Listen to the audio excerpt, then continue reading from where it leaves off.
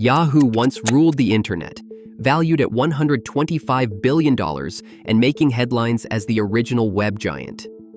But behind the legend lies a shocking truth. They let a $1 million offer for Google slip away, then fumbled a $1 billion Facebook deal. How did the king of the internet throw away the future? And what drove those choices that changed everything? In 1994, two Stanford graduate students, Jerry Yang and David Philo, sat in a campus trailer, piecing together a simple directory for the wild, uncharted web. They called it Yahoo, short for yet another hierarchically organized oracle. What began as a list of their favorite sites quickly became a lifeline for millions trying to make sense of the internet's growing sprawl. By the following year, venture capital poured in, and Yahoo transformed from a passion project into a business. The company raced to hire engineers, build out servers, and add new features. In April 1996, Yahoo went public. The stock price soared, jumping 154% on its first day. Within 2 years, Yahoo's value shot up 600%, turning Yang and Philo from reluctant founders into tech celebrities almost overnight. Yahoo didn't just organize the web, it became the web's front door. Email, news, shopping, finance, even games. Yahoo bundled it all together. By acquiring companies like 411, GeoCities, and Broadcast.com, the company created a digital universe where users could do nearly anything without ever leaving. By 2000, Yahoo's market cap hit $125 billion, surpassing Ford, Boeing, and Disney combined. For a generation, Yahoo was the internet. For Yang and Philo, the pressure was relentless, but the vision was clear. Make Yahoo the one place everyone started their online day. The company's confidence seemed unbreakable. In those years, it was hard to imagine anyone else holding the crown.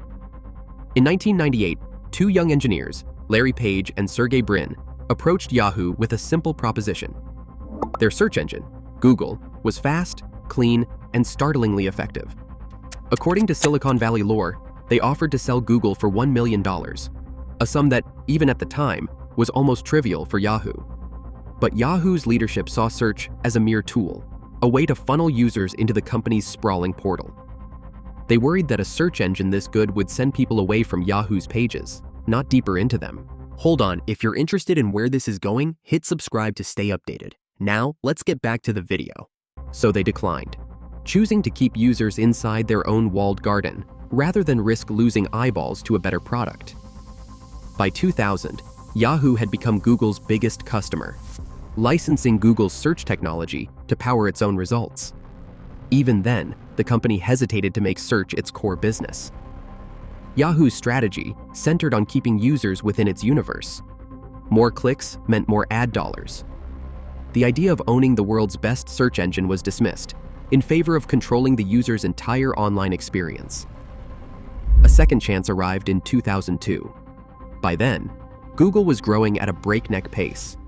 Yahoo's new CEO, Terry Semel, entered negotiations to buy Google outright. Yahoo offered $3 billion.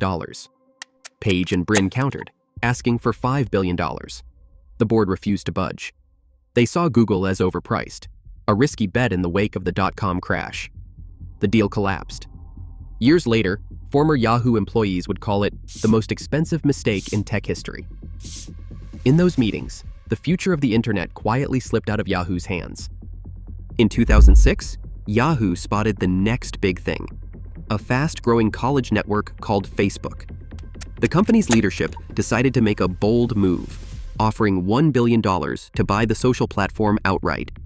At the time, Facebook was still dwarfed by MySpace, and most of its investors were eager to cash out. Mark Zuckerberg, just 22 years old, sat across the table from Yahoo's team, holding the future of social media in his hands.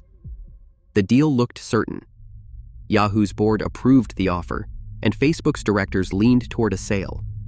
But Yahoo planned to pay in part with its own stock, and when a disappointing earnings report sent Yahoo's share price tumbling, the numbers changed overnight. The bid dropped from $1 billion to $850 million. Zuckerberg's response was swift and final. He walked out of the meeting, refusing to renegotiate. Within minutes, Facebook's board backed his decision. One investor later recalled that Zuckerberg made everyone sign a pledge: never sell to Yahoo, no matter what.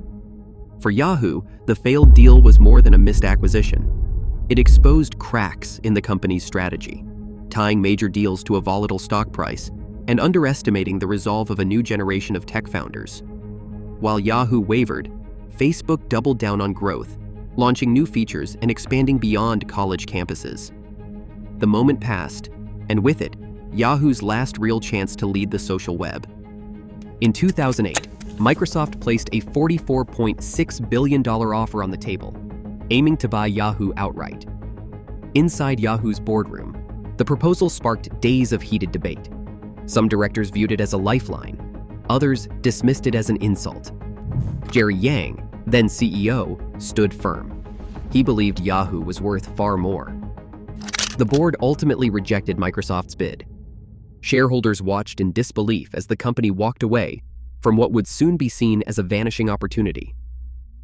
That decision did not bring stability.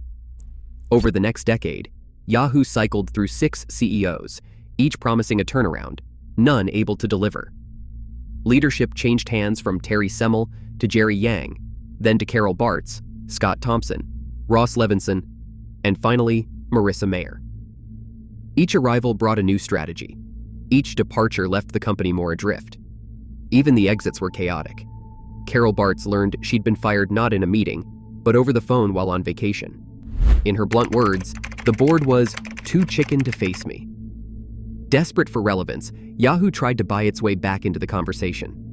In 2013, it spent $1.1 billion acquiring Tumblr, hoping to capture a younger audience. The cultures clashed almost immediately. Yahoo's bureaucracy stifled Tumblr's creative energy. Monetization attempts alienated users. Within a few years, the platform's value had evaporated. The company's identity crisis deepened. Was Yahoo a tech innovator or a digital media empire? Unable to choose, it became neither. As leadership wavered and bold bets failed, the foundation beneath Yahoo began to crack. Marissa Mayer arrived at Yahoo in July 2012, stepping into a company already battered by years of strategic drift and missed chances. She was a star recruit from Google, brought in with hopes of sparking a revival. But the problems waiting for her were far deeper than anyone realized. Beneath the surface, Yahoo's security systems were dangerously outdated. In August 2013, hackers slipped through the cracks, stealing data from every single Yahoo account, 3 billion in total. Another breach followed in late 2014, this time exposing 500 million more accounts. For years, the true scale of these attacks remained hidden, even as executives debated how much to reveal. Internal emails later showed that some leaders feared the news would torpedo any hope of a sale. In the background, Verizon was circling. In July 2016, the telecom giant agreed to buy Yahoo's core business for $4.83 billion. But when the breaches finally came to light that fall, the deal nearly fell apart. Verizon demanded a steep discount, shaving $350 million off the price. The final sale, completed in 2017, closed at just $4.48 billion, a fraction of Yahoo's former glory. Mayer's tenure ended not with a turnaround, but with a fire sale. The once mighty portal, which had shaped the early internet, was now reduced to a cautionary footnote. For millions of users, trust was shattered. For Yahoo's employees and founders, the dream was over. The age of the original internet giant had ended, not with a bang, but with a breach. At its peak in the year 2000, Yahoo was valued at $125 billion and served as the gateway to the internet for hundreds of millions. This documentary has traced how decisions, like passing on a $1 million Google purchase in 1998, reducing a $1 billion Facebook offer in 2006, and rejecting Microsoft's $44.6 billion bid in 2008, shaped Yahoo's fate.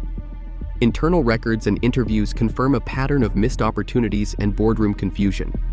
Despite public filings and retrospective statements, details about certain acquisition talks and internal strategy debates remain undisclosed.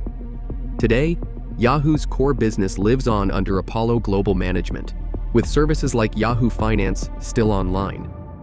The evidence shows that even the most dominant companies can fall if they fail to adapt and recognize change. Yahoo's story stands as a documented reminder. Having the lead is not the same as keeping it. Thank you for watching. If you had the chance to work on one of these, or if you remember when it all started, I'd be genuinely interested to hear your story in the comments.